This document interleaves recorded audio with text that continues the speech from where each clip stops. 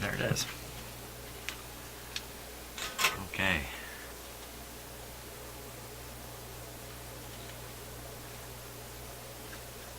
$30 and $50. Well, I'm going to put two 50s in there. Okay, that's good. Let me get those capacitors ready. Okay, so here's the two replacements here. And I just need to put this common, what is now a common terminal between them into the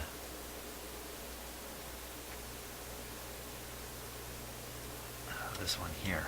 Oh, wait a minute.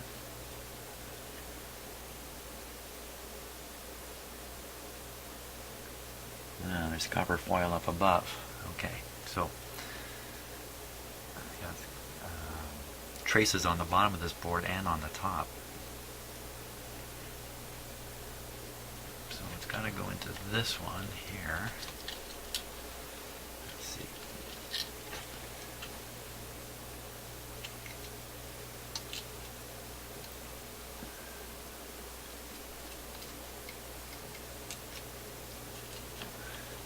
Go. Okay, I'll lay the wire right down along the trace here.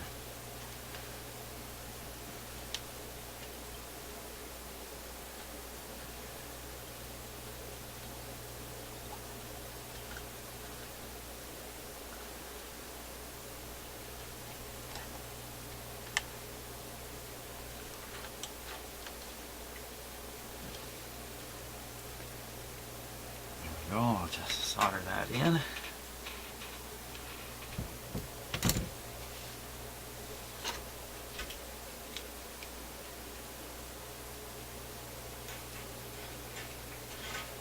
we'll give that capacitor a test, the one I just took out.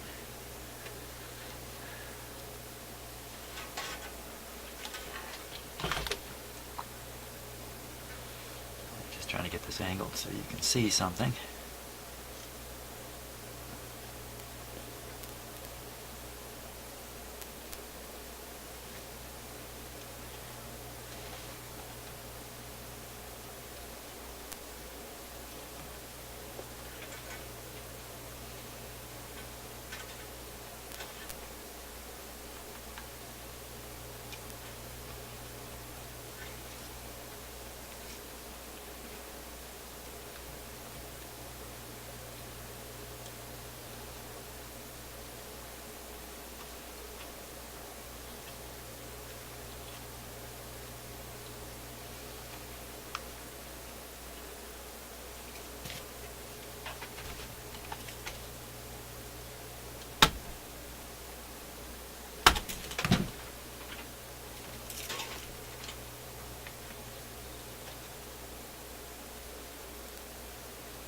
There we go.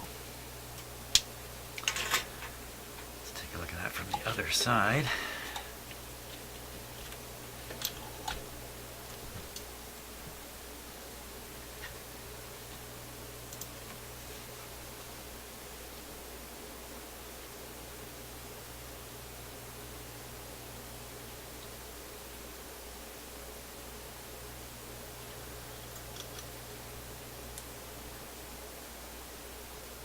There we go.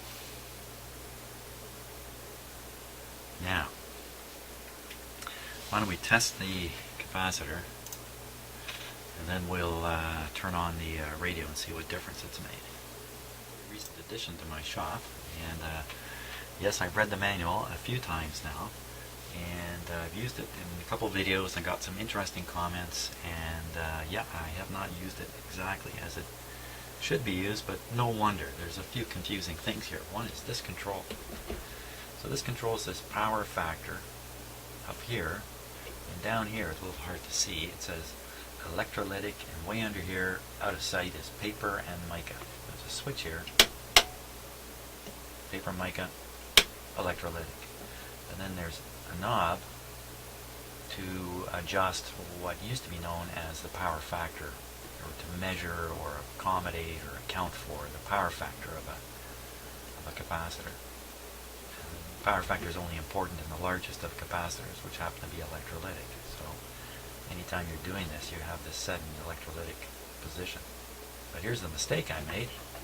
The switching back and forth really actually has very little to do with the power factor measurement. It has to do with the leakage test, which is altered depending upon where this switch is set. It's not just affecting the power factor, it's also affecting the leakage test. So chances are I did a leakage test on a capacitor like this with this set in the paper mica range.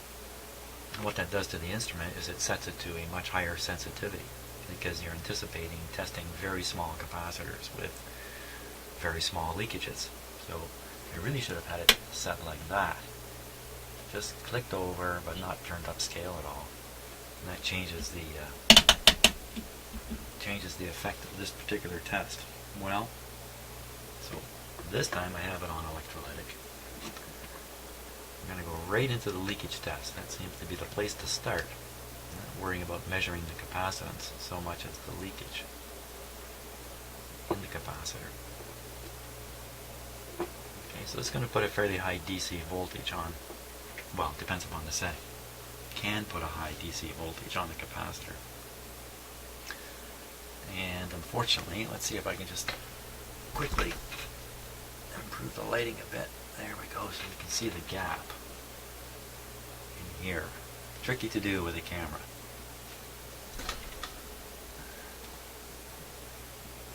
Yeah, very hard to see. Okay, good enough.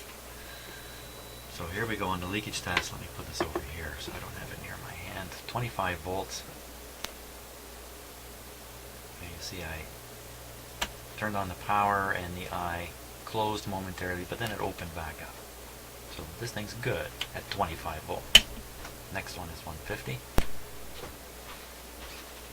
It's not opening up quite as wide. That's basically its rated voltage, 150.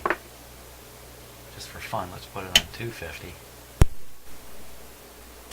Okay, it's still opening a bit.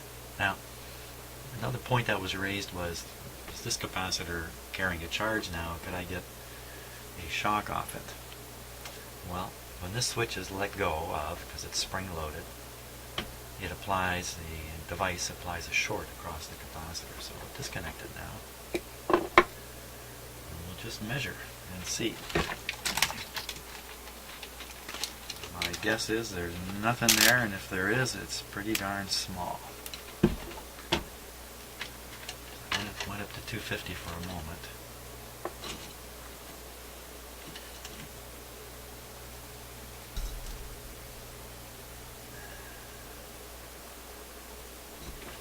There we go. So 0.75 volts. Pretty much 0 volts on the untested part of the capacitor, so there's nothing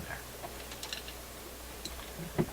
As long as you let that short sit on the capacitor for a length of time that's similar to the time you spent charging it, should be okay. So this is the other part of the capacitor on leakage test. Here we go. Oh, 25 volts. Having a hard time at 25. 150.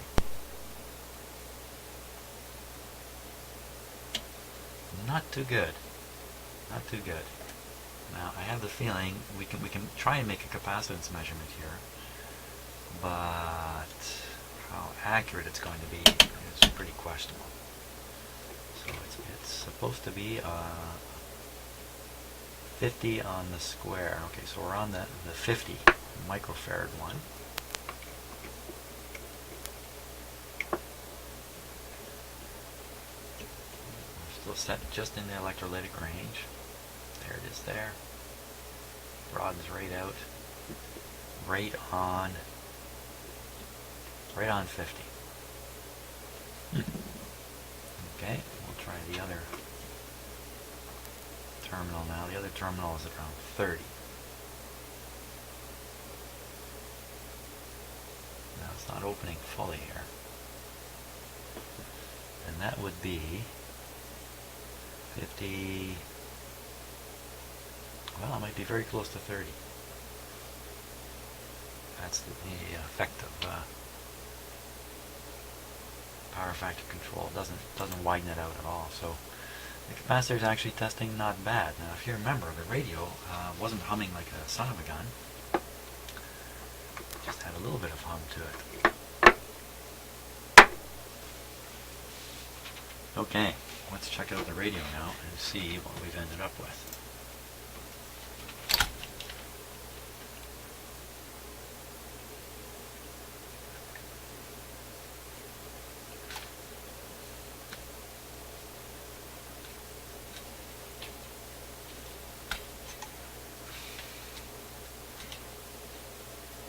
Okay, still connected to an external antenna.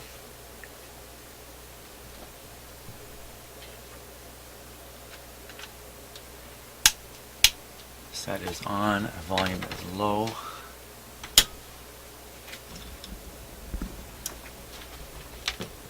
Plug it in. Okay, now I just made a big change, put a big capacitor in there. So let's keep our eye on the light bulb up here. Perfect.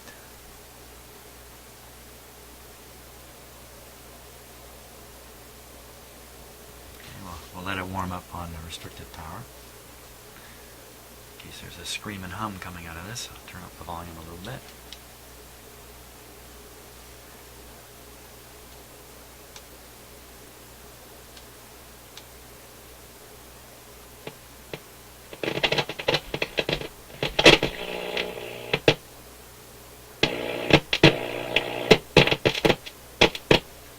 Uh-oh.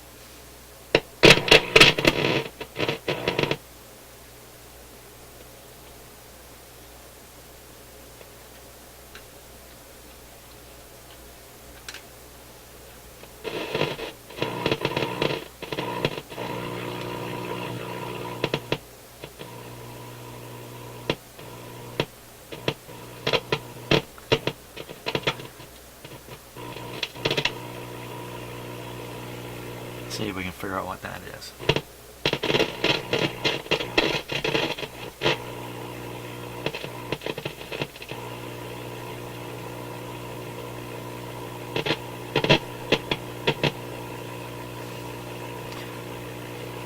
Could be when I soldered in the new capacitors, I've oh, there we go.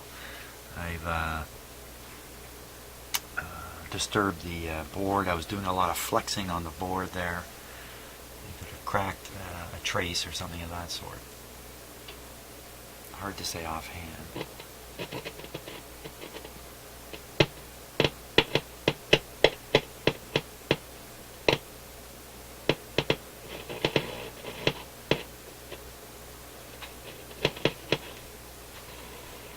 Okay, so we got it working. We had it working.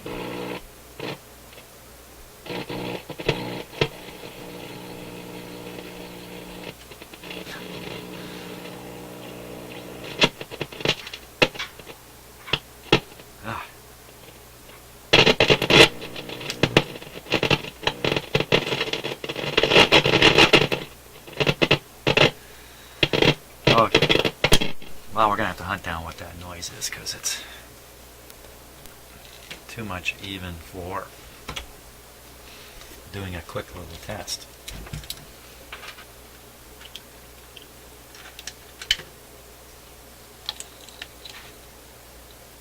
Yeah.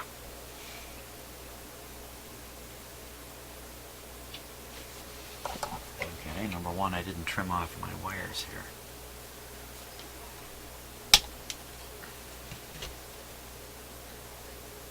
That's probably it right there.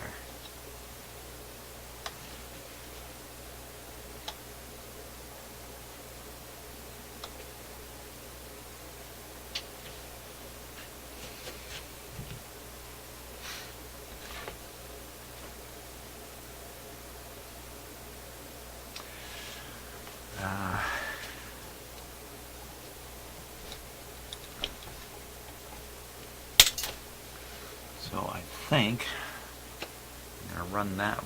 The trace looks really bad in here. I'm going to run this over to another part of the trace. Let's solder it again.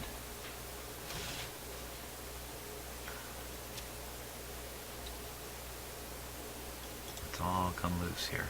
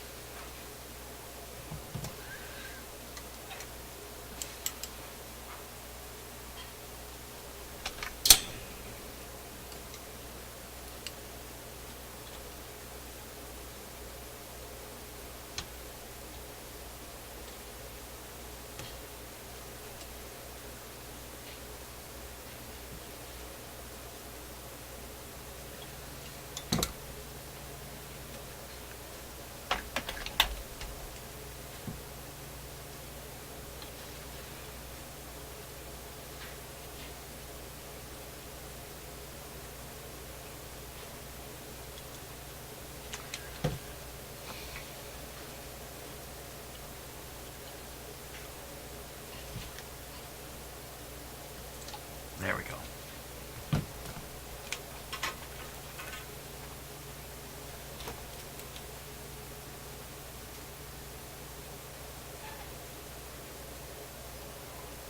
There's another spot here with a piece of wire looped around. I'm not sure why it's like that, but if it gets pushed on hard enough, it's going to short against other traces. So I'm going to keep that in mind.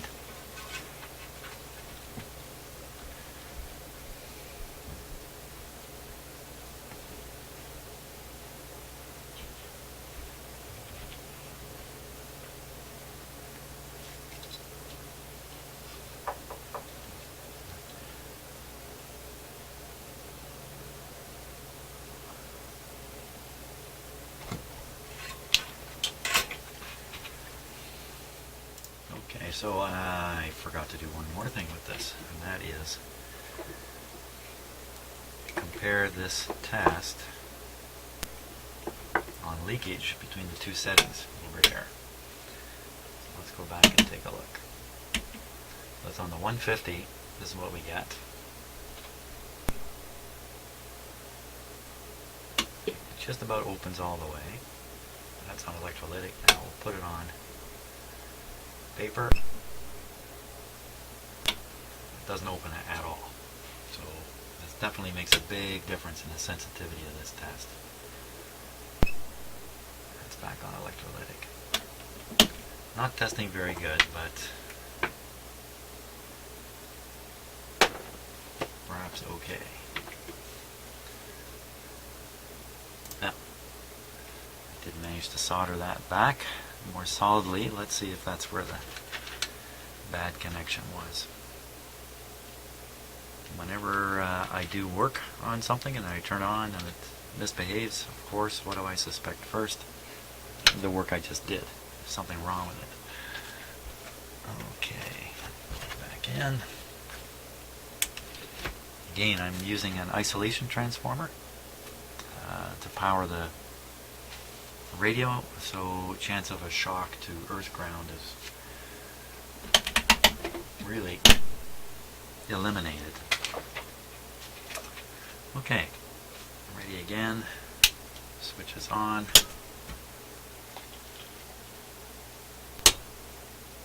Power looks good.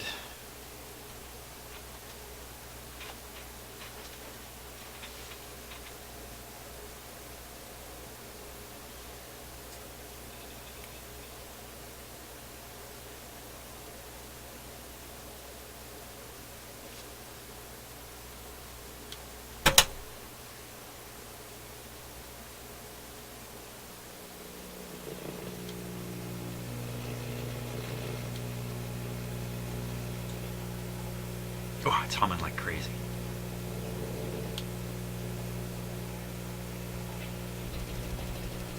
Notice the loose connection's gone, but jeepers creepers. Okay, now is the hum coming from those capacitors?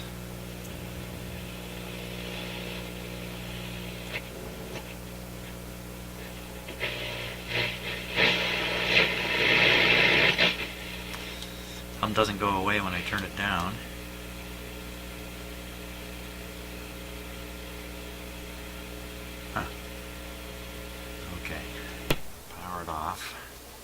like that. Not getting a very good result here.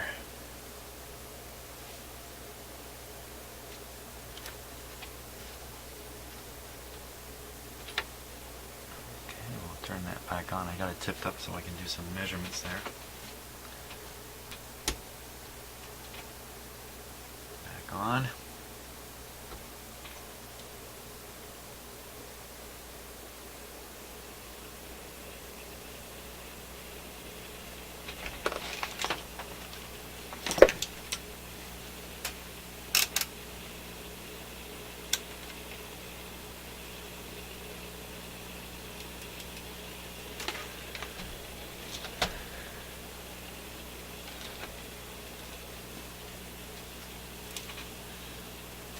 On the AC 20 volt scale.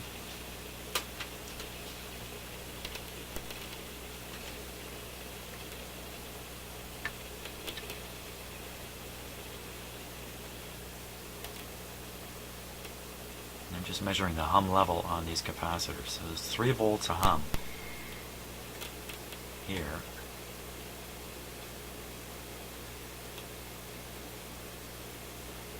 Almost no hum there. Let's give it the full power here.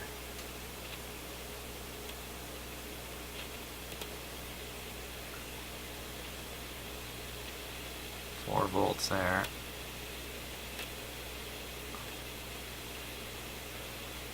0.2 volts AC.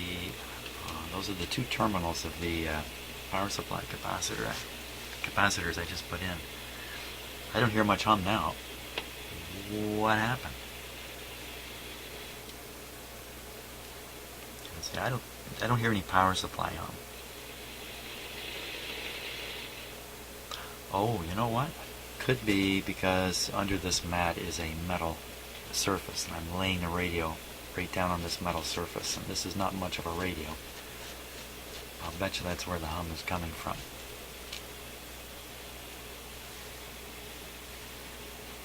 Okay, I'll leave it on. I think I'll put it on restricted power, and we'll tip it down and see what happens.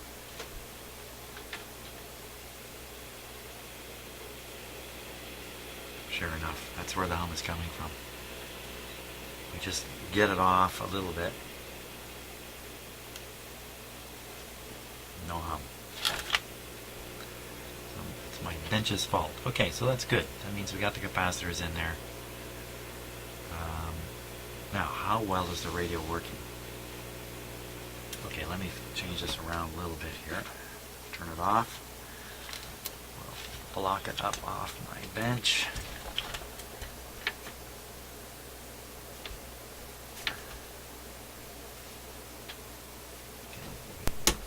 Turn it back on.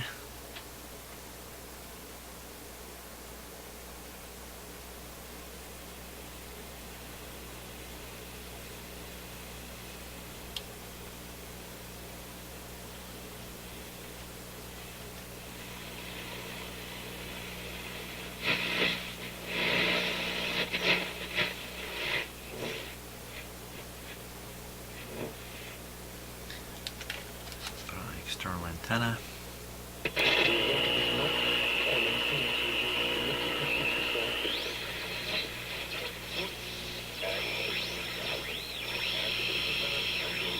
If you're shopping for furniture, and you been able to do players, big children, everything.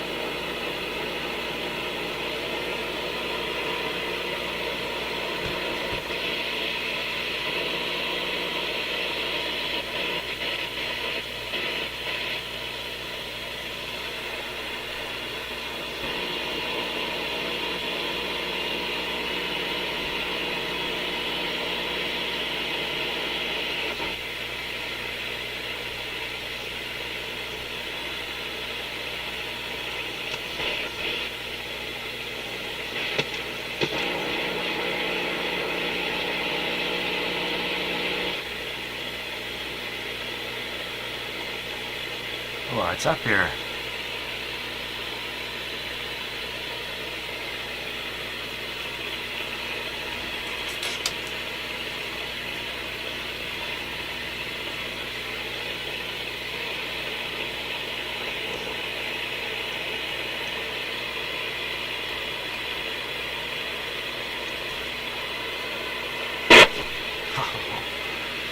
Uh-oh.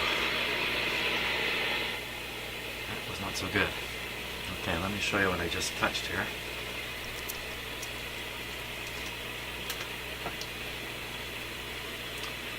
A component that is a bit of a hassle in these radios.